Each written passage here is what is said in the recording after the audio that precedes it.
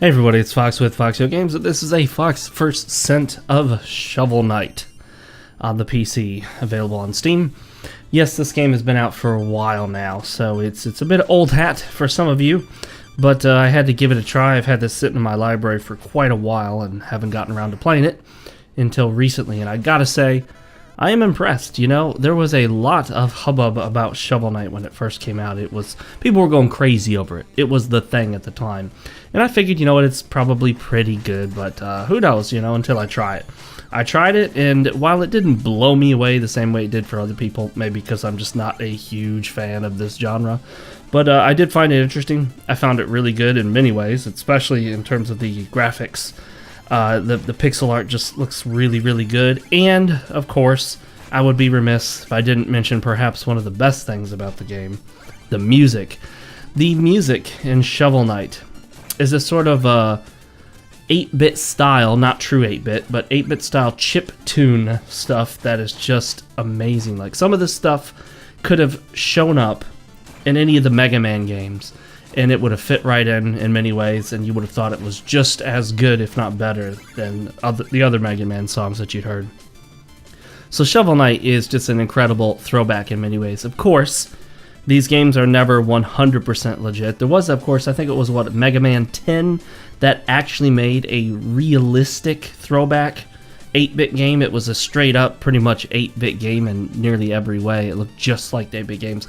This one, you can tell, would not have been possible on an 8-bit system, but it will remind you of those games. And, of course, a lot of inspiration has been taken from both Mega Man and the music and some of the style there, as well as DuckTales in many ways. You can see that the shovel is used like Scrooge McDuck's cane. You can pogo stick off of enemies as well as swat at them and do that to mounds of treasure and all that. Yeah, I'm just playing around with the controls here. I'm just kind of bobbing the guy to the music and being silly.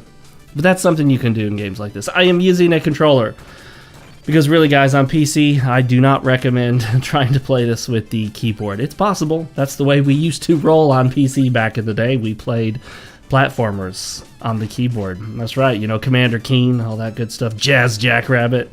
Unless you were lucky enough to have the Gravis gamepad, who remembers that? I certainly do. I don't still have mine, unfortunately. There are bosses, as you'll see later, of course. I'm going to transition to a new level, so you can see there's a lot of variety in the game as well. The wizard guys here, the blocks that you blow up by jumping on them, smacking them, all that cool stuff. And yeah, there are slight, I don't know if you can really call them puzzles, but there are areas in which if you just go through haphazardly, you won't get to all the secrets. Like, notice now, I can't get to that ladder up there in the corner. I could have earlier, of course. If you leave and come back, nope, it doesn't immediately restore all the blocks and everything.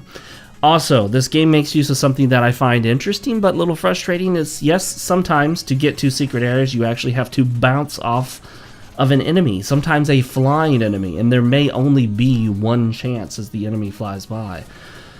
So that's kind of a cool mechanic there, you know, lots of little secrets and whatnot. I'm the type, though, where I'd rather just kind of get through the game rather than try to do the 100% completion, particularly for a game like this. You'll also notice I'm not the best at platformers. I'm okay, but this is my first shot at Shovel Knight and don't normally play platformers. So, forgive the less than stellar gameplay. And there are some interesting enemies as well, including these little rats that seem to have little helicopter propellers on them, allowing them to float around. You can use these guys to actually bounce off of them and reach heights that you normally couldn't, but if they come down too low, I don't think there's any way to get them to go all the way back up. So again, there are some limitations. The game plays at 60 frames per second. I did have some issues with G-Sync originally, but I somehow fixed them, I'm not sure. I've had G-Sync issues with a lot of different games, so I just have to wonder if maybe it's my monitor or something that's a little screwy.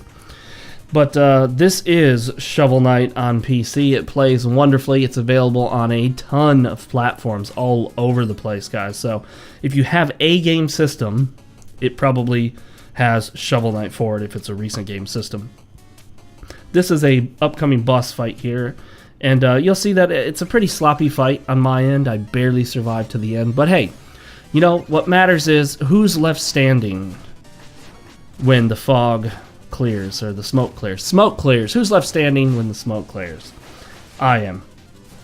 Shovel Knight has a lot of interesting mechanics that go beyond just, your simple platformer. You can actually go back to town and use items that you get to upgrade, and you can choose how you want to upgrade yourself. There are magic spells as well. You'll see that I have a magic spell where I can shoot fire. I used it a few times there. And then also you can upgrade other aspects of your character. So there are some sort of RPG-ish elements to the game. You can choose the paths that you take from a map screen, just like Super Mario 3. So you can take some different branching paths. Have you played Shovel Knight? Chances are, if you are at all interested in platformers, you probably have, because it's been out for a while. I'm Fox with FoxeoGames, and I will see you guys next time. Later.